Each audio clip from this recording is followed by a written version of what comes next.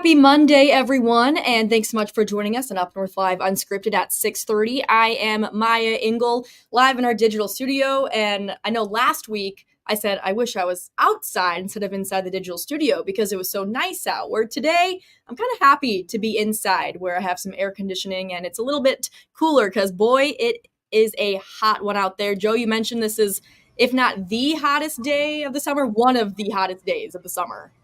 I think looking at just how widespread the 90s are today, up even into the UP, I think it probably is the hottest day of summer so far. We had a few spots where it felt like it was over 100 degrees. Traverse City, the heat index today was 103.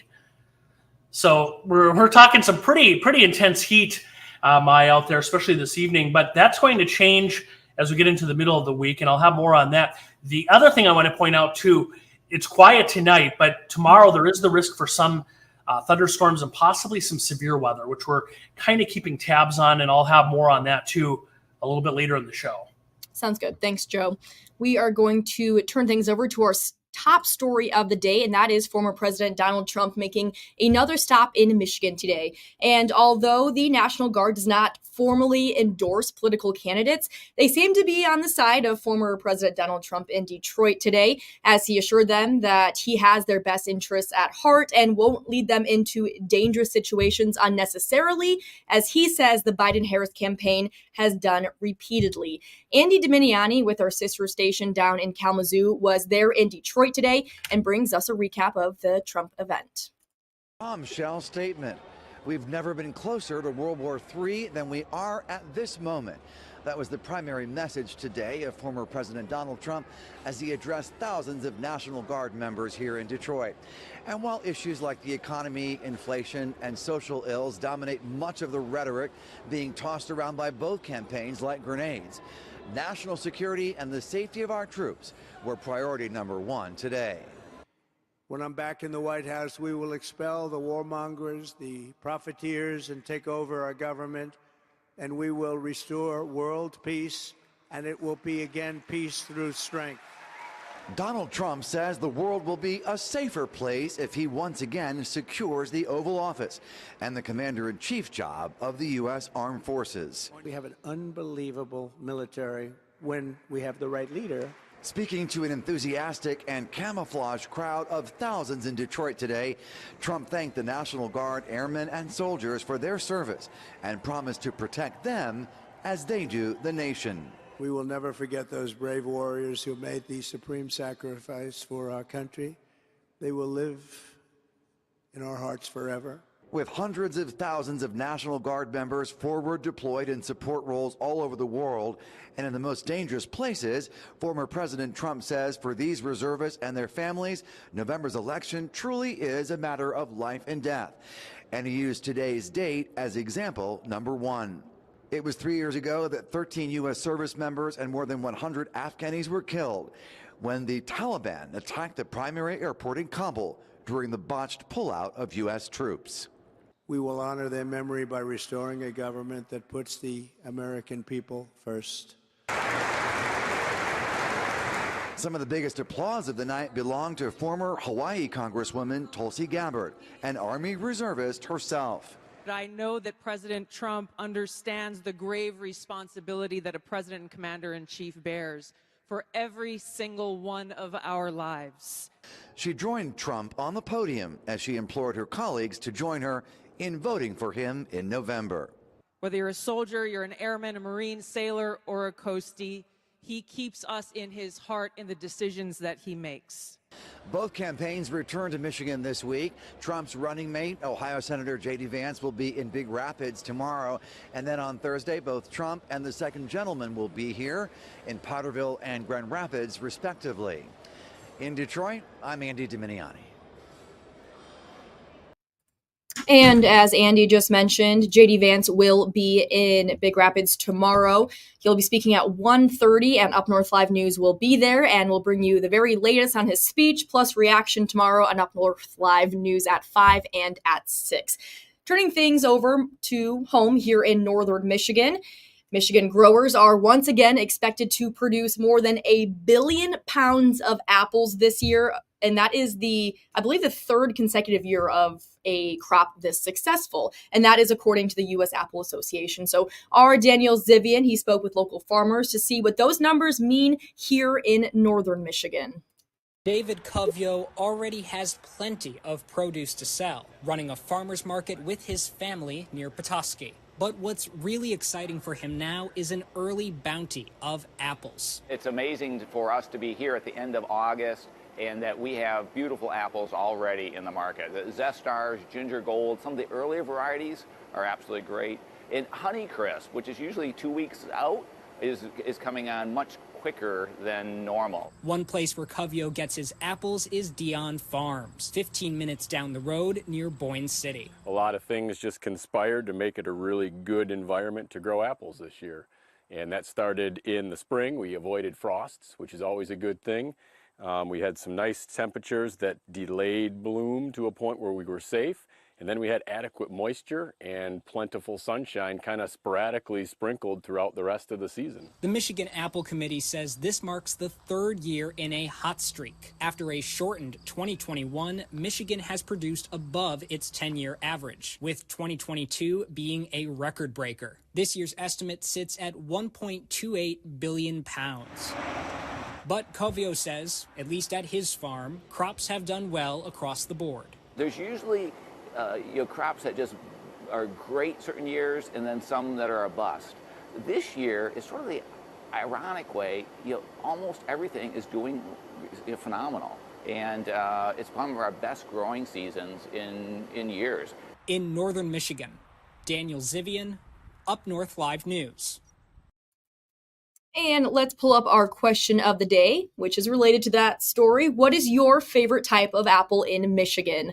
I'm not totally surprised by these results because as soon as I heard this was our question of the day, my first thought was Honeycrisp, duh, clearly the best. And a lot of people agree with me. 49% say Honeycrisp, 8% say Gala, 4% say Fuji, 6% Red Delicious, 6% Golden Delicious, 27% other. And based on our Facebook comments, a lot of people are saying Macintosh. So I'm thinking that is what people are thinking when they voted other. But if you haven't voted on our question of the day yet, you can scan that QR code on your screen right now to vote. You can also leave a comment and let us know what your favorite apple is. And for more on this story, let's bring in our reporter who did that story, Daniel Zivian. Hey, Danny, how's it going? Hey, Maya, I'm doing all right. Very nice day out today. And before we get into more about this year's apple crop, I gotta know, what is your favorite type of apple in Michigan? As soon as I heard that this was the question of the day a second ago, I realized that I was caught. I like apples a lot, but I cannot really discern the different types. I am not used to it. So today was an education in that, frankly. And I don't have a particular favorite type of apple. Huh. So did you get to try some apples today? No, because that would be against the journalist code of ethics. I can't accept free samples in this sort of situation. That is true. So you'll have to go to the store or to a farmer's market and maybe get a couple different types of apples so you can test them out. And next time, let us know what your favorite one is. Absolutely. Gonna go make a Myers run. That's the idea. So Danny, it kind of seems like this year's apple harvest came a little early compared to previous years.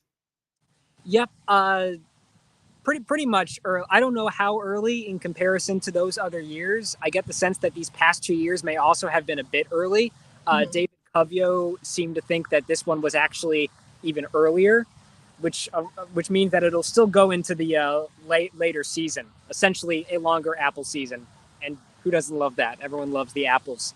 And this was very exciting. So, I call up the Covio Farmers Market and I ask David, who is, he and his family own it, are you guys selling your apples already? And he's like, oh my gosh, yes, the apples are here. It's incredible. They're early. The Honeycrisp are coming in soon.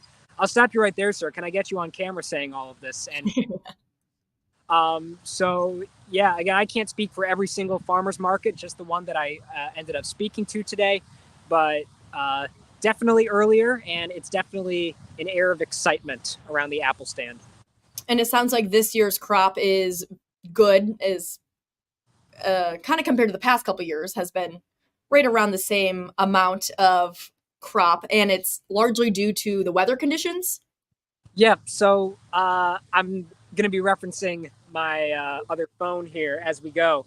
But, we are coming down a bit from 2022. 2022 was a huge year, 1.36 billion pounds, or as the Apple people that I was in contact with like to put it, I think they kind of prefer to talk about it in terms of bushels. Mm-hmm. Bushel is 42 pounds. This year's estimate is 30.5 million bushels. And that was 32.38 million in 2022, the record-breaking year. So we technically are coming down a little bit, but 2021, I believe due to a freeze, was a shortened season. And so that was only 600, what was it? It was only 15 million bushels. It was not good in comparison to what we're seeing right now. That's the best way I can describe that. So yeah, a lot of it had to do with just the way each successive part of the seasons played out.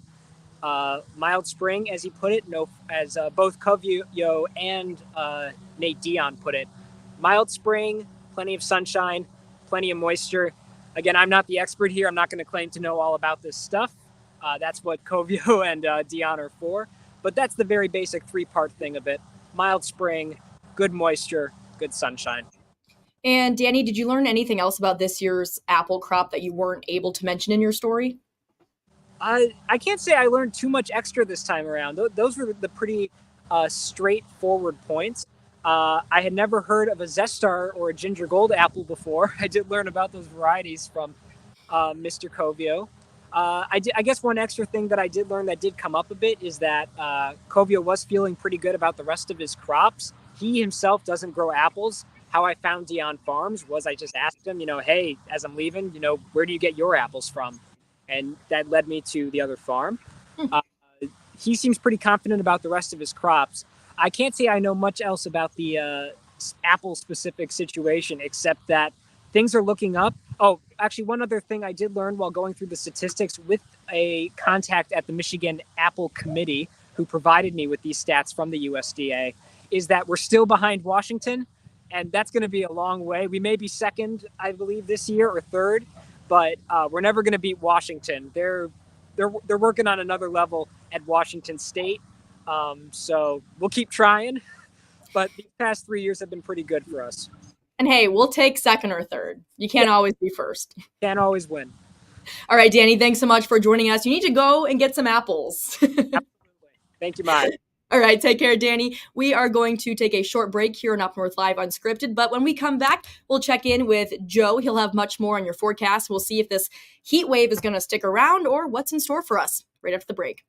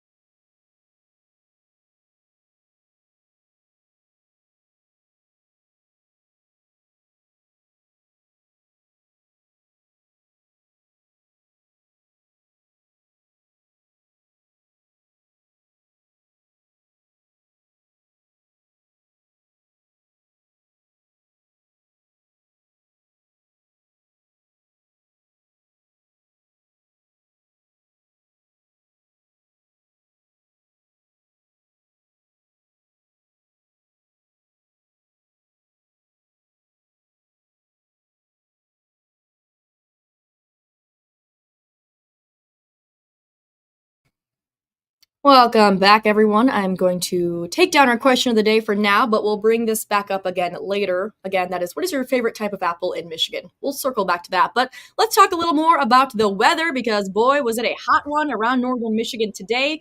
But, Joe, it sounds like tomorrow things might change a little bit.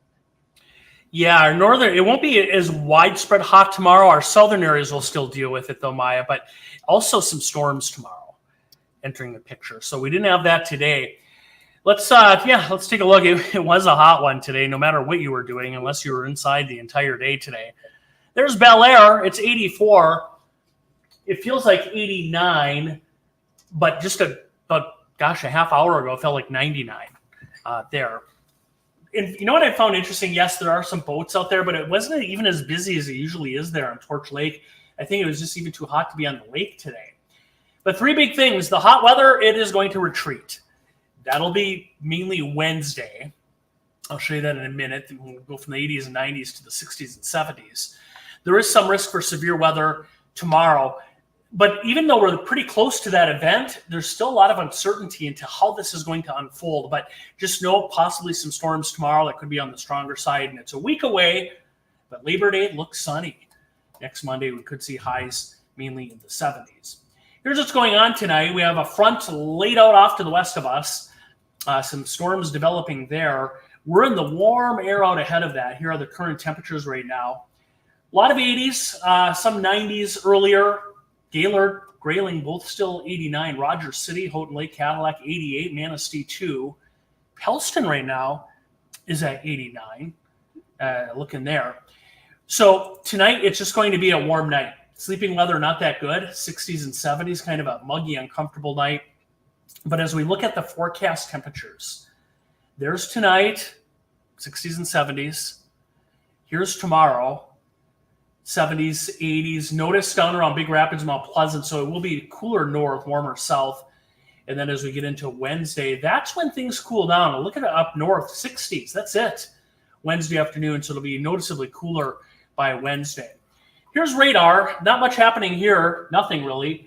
But way out in Minnesota, we have a number of severe thunderstorm watches, some pretty intense storms here. I'll zoom in there, just south of the Twin Cities, heading that way. That's eventually what's going to arrive here, and we are in a slight risk, a yellow shaded area tomorrow for severe thunderstorms across northern Michigan. Now, we mentioned there's still some uncertainty into how this will evolve. I think tonight, just a warm, muggy night, some storms upstream. We'll get going right there. And then tomorrow, as we get into the morning, right here, we're going to have to watch 6, 7 in the morning, chance for some storms. And then later in the afternoon, see that right there? That's around noon tomorrow, storms rolling into northern Michigan. And again, some of these could have some damaging winds or large hail. So this appears to be a morning through midday situation. And then after that, we'll see that severe weather threat ending and then just some rain at times into early Wednesday. The cooler weather starts working in. It'll take a while for the clouds to break up Wednesday afternoon and evening. Here's a look at the extended forecast. So it's kind of stormy tomorrow. Wednesday, look at the difference in temperature, really cooling down, maybe even a few sprinkles or a little drizzle in some spots Wednesday. Thursday, dry, pleasant, and then we head into the day on Friday. The other front comes in. It does look a bit stormy, rainy Friday, and then we set up what should be a fairly decent weekend. Again, Labor Day right now looks dry and pretty pleasant. So that's kind of what we're looking at, Maya, and weather. One more warm day, especially south tomorrow, and we'll keep an eye on some of those storms tomorrow as well. Sounds good. Thanks so much, Joe. We are going to take another commercial break, but when we come back, we'll check in with Sports Director Harrison Beebe, who continues his countdown to kickoff right after the break.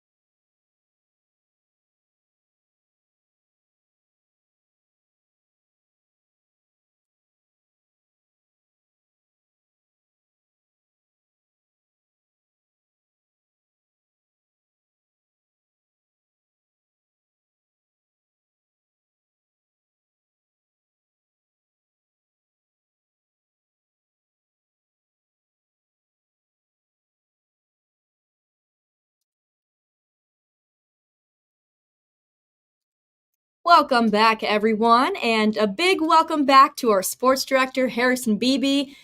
You look nice and refreshed after your week-long vacation. How was it?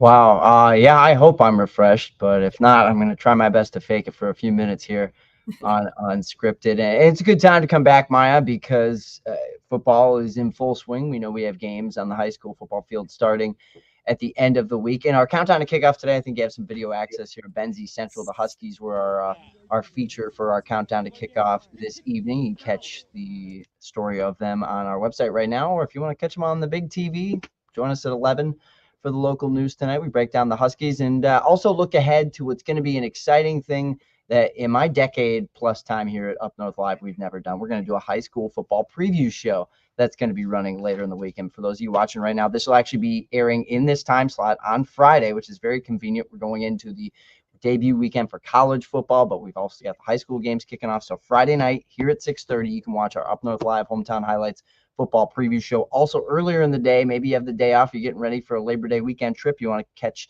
the show that'll run at 12:30 in the afternoon on TV 7-4. And if you miss either of those, but you have some free time this weekend, we're also going to be running it at 9:30 in the morning on Saturday, which is perfect if you ask me, because then you can go right into college game day and get set for college football. So circle that Saturday time slot for TV 7-4 if you want. And if you want to get up really early on Sunday, the preview show is also going to run Sunday morning at 7:30. So a lot of options to see what we're going to break down for the upcoming season. We're going to do more in-depth features on these camp previews that we've been running on the news. We're going to kind of hear a little more from the coaches and some of these teams and what they expect for the season. And also tag our friends from the Record Eagle and get their thoughts on, actually just gave them the heads up. Hey, tell me who you think player-wise is who we should be looking out for this year, but also big games on the horizon. What matchups this season get you really excited?